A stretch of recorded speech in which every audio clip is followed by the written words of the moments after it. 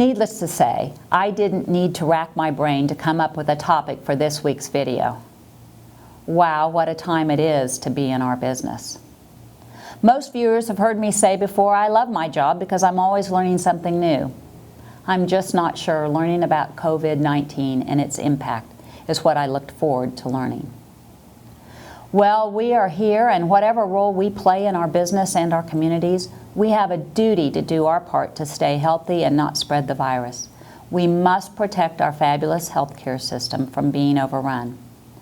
Keeping the health and safety of our coworkers and customers is a primary objective. Allegiance Title's thoughts and prayers are with those who have already been negatively impacted by the virus and its impact on what it's doing all around us. Now to address some processes that affect our customers. We are first encouraging e-closings and remote online notarization, known as RON. Fortunately, Texas passed legislation allowing for RON 2 legislative sessions ago. However, RON is still fairly new, and not every lender and provider has embraced it yet. For those transactions where RON is not approved, we are implementing a hybrid remote closing. This is done by sending the closing papers to the clients electronically, or if they don't have a computer, by courier. Then setting a time to go over all the papers either by phone, FaceTime, or if need be, Zoom meeting. After all questions are answered, the face-to-face closing simply becomes a time to sign in the physical presence of the notary, usually our escrow officer. The meeting will be short and sweet with limited contact for both parties. And for people worried about coming into our office, we are even offering curbside notarization.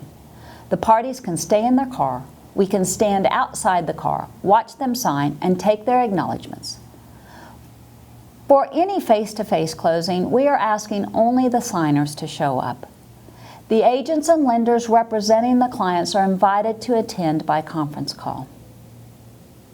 Obviously, I'm not a doctor, nor do I promise these measures will ensure protection of either the client or the escrow team, but we are trying to find ways to protect and serve.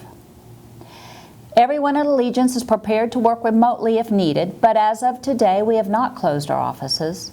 Some team members are working from home as the situation warrants.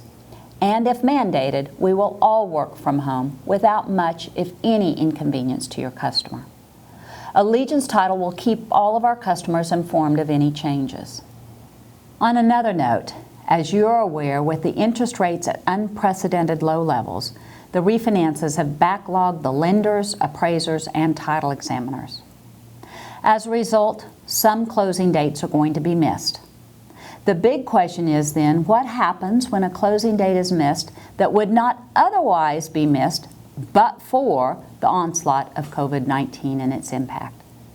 A couple of weeks ago, Inman News suggested the need for a coronavirus clause in the contract. In the legal world, it is known as force majeure.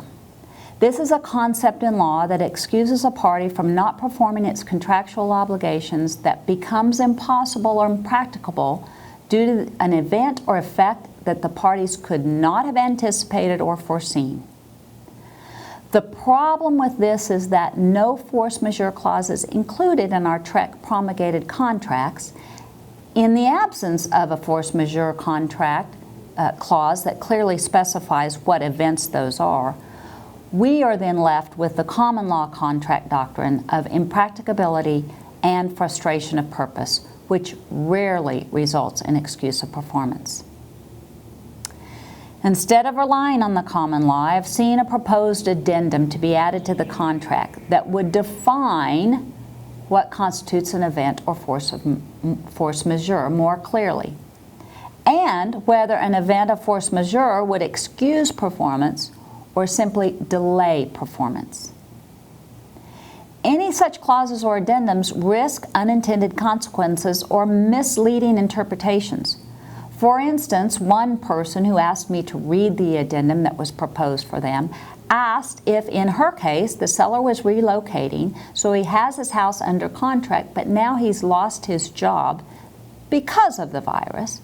Is the seller excused under the clause from selling his home? These interpretations are risky. Think of the ramifications if that was interpreted as part of this clause. I don't have an answer for that.